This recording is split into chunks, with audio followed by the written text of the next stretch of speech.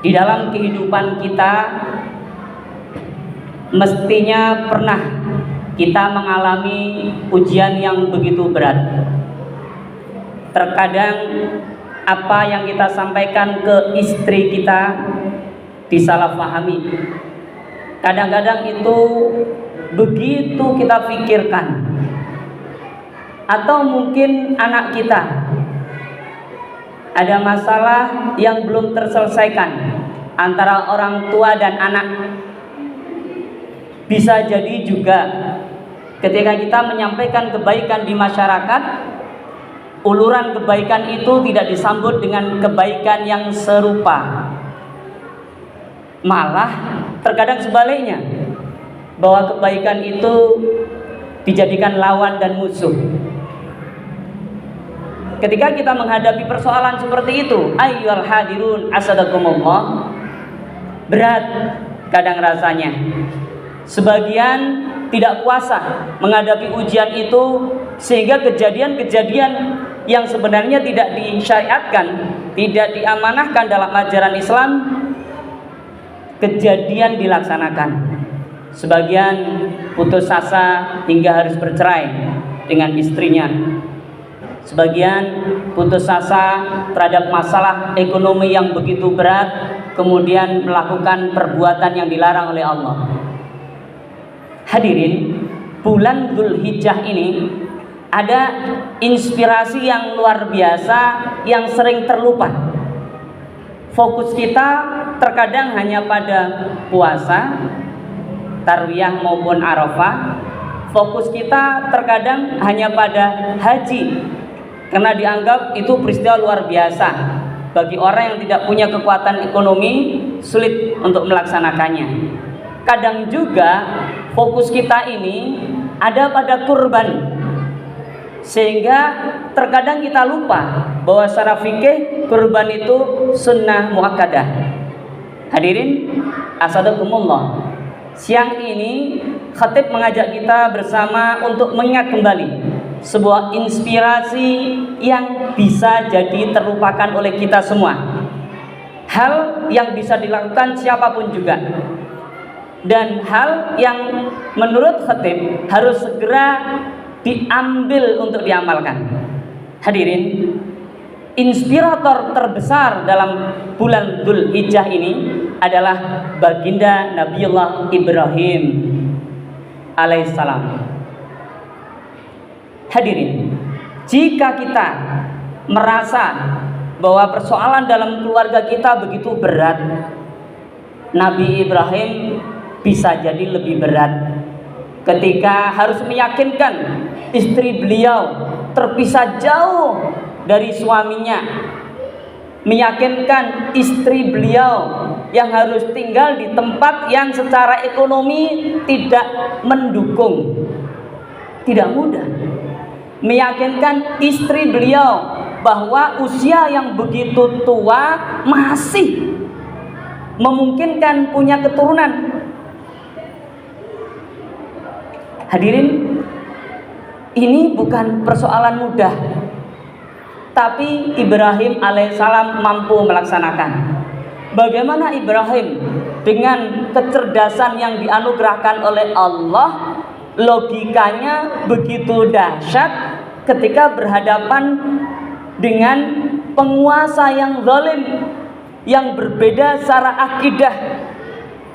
Namrud meyakinkan tentang tauhid.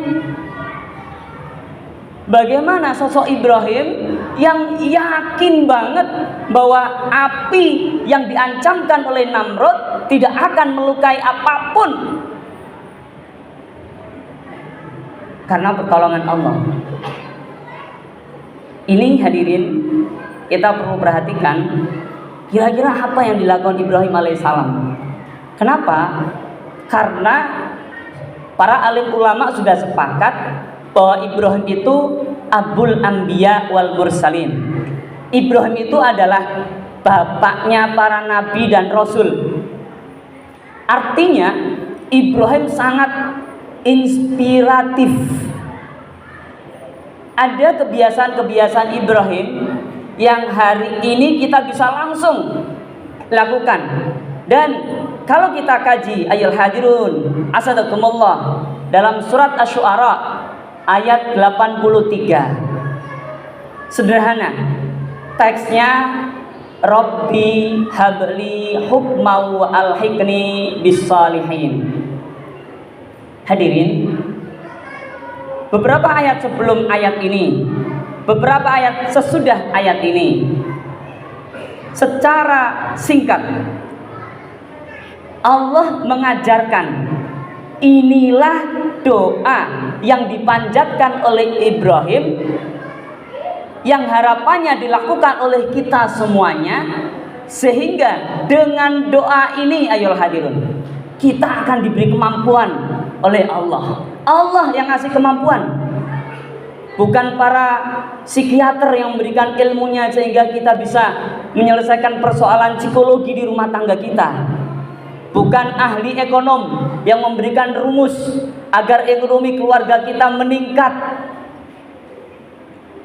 bukan penguasa pemerintah yang membuat sistem yang begitu hebat sehingga menyamankan semua pihak, tapi Allah yang akan memberikan solusi dan jalan keluar. Allah yang akan menguatkan kita menghadapi berbagai macam persoalan.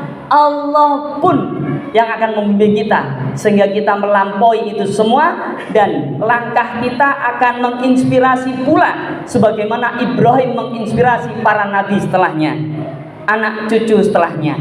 Kita juga berharap bisa menginspirasi anak, istri, serta cucu cicit kita hingga yaumil qiyamah. Hadirin, apa itu? Hanya dengan mengamalkan Rabbi habli hukma wa alhiqni bis-shalihin. Ya Rabb, penguasa alam semesta, ya Rabb yang mengatur alam semesta beserta isinya, ya Rabb yang mengatur kehidupanku bersama keluargaku, ya Rabb yang mengatur kehidupan seluruh alam semesta ini. Habli, berikan kepadaku dengan model hibah. Rabbi habli, berikan kepadaku dengan model hibah. Hikmah, ilmu hikmah. Rabbi habli hukma wa alhiqni bis-shalihin, dan masukkanlah dengan cara bukan sekedar masuk secara fisik, tapi masuk secara ruhani, bis-shalihin, bersama dengan orang-orang yang saleh. Ayolah hadirun asadakumullah, jika kita kaji ilmu hikmah, itu adalah ilmu yang diwariskan oleh para nabi dan rasul untuk kita semuanya, dan dijelaskan detail dalam Al-Quran. Ilmu hikmah itu jika Allah berikan, maka Allah akan ngasih tahu apa yang tidak diketahui orang secara umum, dan bisa kita lihat dalam Al-Quran.